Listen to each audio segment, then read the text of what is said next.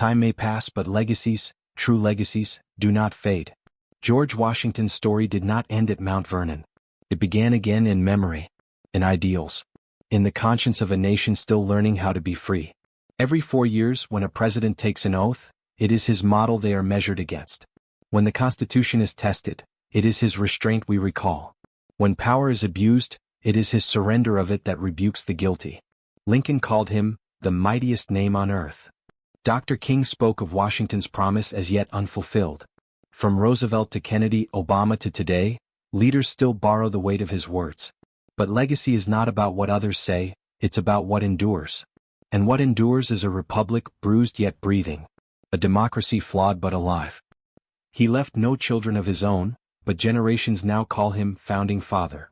In an age where division rises, his farewell address reads like prophecy.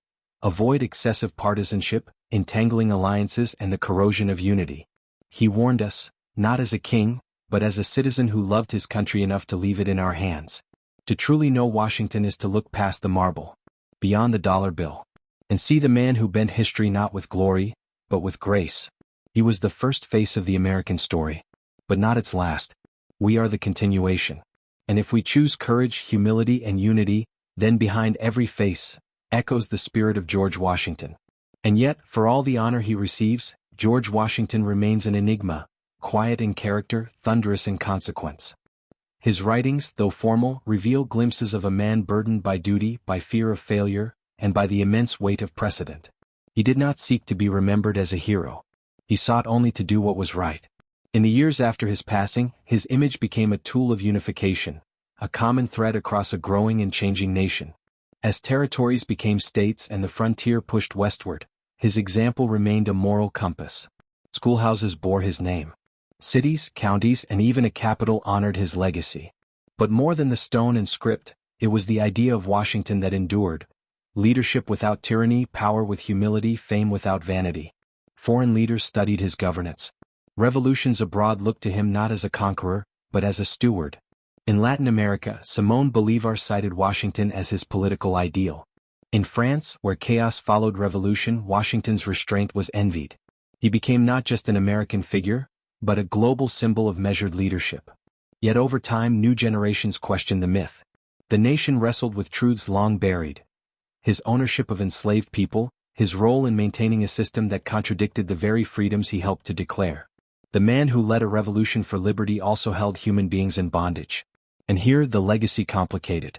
Washington, in his final years, expressed deep discomfort with slavery. Quietly, deliberately, he arranged for the emancipation of those he held in bondage after his death, the only founding father to do so. But the questions remained. Could a man be great and flawed? Could the father of a nation also be part of its original sin? These are the tensions of history. They do not erase greatness, they humanize it. And perhaps in that humbling truth, Washington becomes more powerful. Not a marble god, but a man who struggled, who learned, who changed, who understood even then that the story of a nation was not finished, that the American experiment was not a conclusion, but a beginning. And so, the image of Washington evolved, not as perfection set in stone, but as principle shaped by conscience.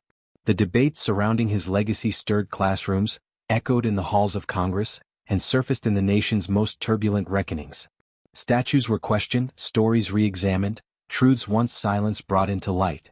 Yet through it all, his presence remained, a silent figure reminding a restless people that greatness is forged not in absolutes, but in accountability. His Mount Vernon estate became a place of pilgrimage and reflection, not only for his triumphs but for the contradictions he embodied. Historians walked its grounds not merely to honor a founding father, but to wrestle with the past he helped shape. In dusty archives and candlelit libraries, letters in his own hand still whispered the complexities of building a republic from rebellion. In every civic ritual, from the swearing-in of presidents to the quiet passing of laws, Washington's example hovers, not as commandment but as caution. The balance of power he so carefully guarded remains fragile. The unity he once implored is often strained. And yet, the very act of remembering him, of studying his resolve, his missteps, his foresight, is proof that the republic he helped forge is still listening. He did not live to see the Civil War that would nearly tear the Union apart.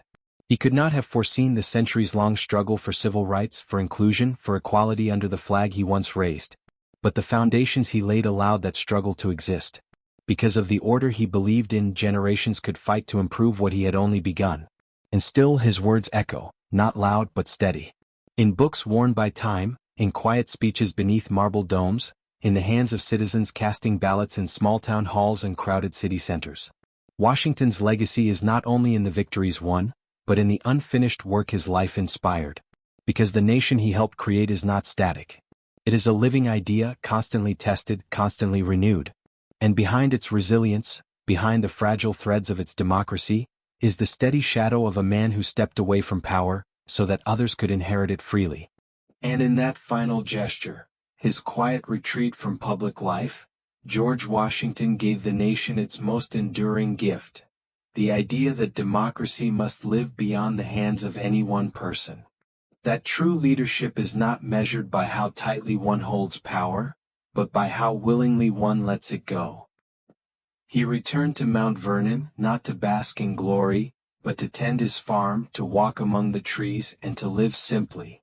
Visitors came from near and far, some expecting a grand figure cloaked in majesty. What they found was a man, tired, wise, composed, who believed his greatest accomplishment was to be remembered as a good citizen. When death came on a cold December evening in 1799, it came not to a ruler in marble halls, but to a farmer by his hearth. The nation mourned not just a president, but a symbol of steadiness in chaos, of principle over ambition. Bells rang from every steeple. Shops closed. Even in Europe, Napoleon ordered a 10-day tribute to the man who had changed the course of history. Over 2 centuries later, his legacy remains not in relics, but in responsibilities, in the weight of the vote, in the checks of power, in the idea that government exists by the will of the people.